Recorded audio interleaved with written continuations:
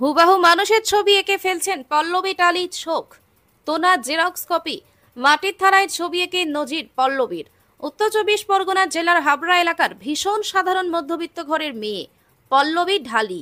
বাবা বিপুল ঢালি পেশায় একজন মেলার খেলনা বিক্রেতা, মা পুষ্প ঢালি একজন গৃহিণী এবং ছোট ভাই বৃদ্ধা ঠাকুমা আছে। বর্তমানে হাবড়া শ্রীচৈতন্য কলেজের 6th সেমিস্টারের ছাত্রী। ছোটবেলা থেকেই ছবি আঁকার প্রতি ভালোবাসা ছিল, তবে লকডাউনের সময় ঘরবন্দি থাকাকালীন ছবি আঁকার চর্চা যেন নিত্যদিনের সঙ্গী হয়ে ওঠে। ছবি আঁকার কোনো শিক্ষাগুরু নেই, পল্লবীর সম্পূর্ণ চেষ্টা নিজে থেকেই। এরপরে 2022 সালে শিক্ষক দিবস উপলক্ষে অশোকনগর আদর্শ বালিকা বিদ্যালয়ের 50 জন শিক্ষিকা ছবি এঁকে উপহার দেয়। এখান থেকেই পল্লবী ছবি আঁকার পথ চলা শুরু হয়। ছবি আঁকার জীবনে পল্লবী কিছু অ্যাওয়ার্ড পেয়েছে। Kanyashree award, silver play button, Kolkata mid ওয়েস্টের উইনার হুইল ক্লাব, বর্তমান দৃশ্যাম জাতীয় শিল্প প্রদর্শনী, কলকাতা মিড ওয়েস্টের ইনার হুইল ক্লাব, বর্তমান দৃশ্যাম 2 আর্ট প্রদর্শনী। এছাড়া পায়েল সরকার অর্গানাইজেশনের স্টারলাইট অনন্য সম্মান 2025 সম্মান সম্মানিত পদ্মশ্রী অভিনেত্রী মমতা শঙ্করের হাত থেকে।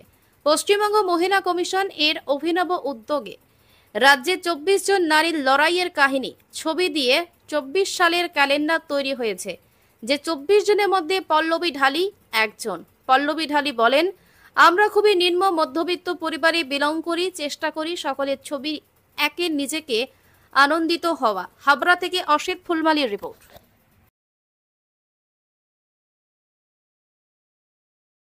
বাবা কি করেন? আমার বাবা হচ্ছে মেলায় মেলায় খেলনা দোকানের বিক্রেতা। আজকে পল্লবী ঢালি যে জায়গাটায় পৌঁছেছে, একটা ছোট আর্ট থেকে আজকে আর্টিস্ট হয়ে গেছে, সকলের কাছে সুপরিচিত হয়ে উঠেছে।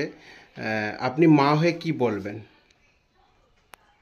আমি মা হয়ে বলতে চাই আমি খুব লাকি, আর আমার মেয়ে আস্তে আস্তে এই জায়গাটা থেকে আরো অনেক উপরে উঠুক, ভালো একটা আর্টিস্ট হয়ে উঠুক, আমি সেইটাই কামনা করি। কতটা আপনার মেয়ের প্রতি? আমার অবদান কিছুই নেই। তাহলে কতটুকু সে একাই কি করতে পারছে? একটু ওর পাশে থাকা, এছাড়া আর আমার কোনো অবদান নেই। ঠাকুমা হয়ে কি বলবেন নাতিকে? ঠাকুরমা বলবে কি, নাতি আমার যেন আরো লাখাপতি হয়। আচ্ছা, আশীর্বাদ করুন ওইটাই। আর 10 জনের আশীর্বাদের জন্য ভালো থাকে। ঠিক আছে।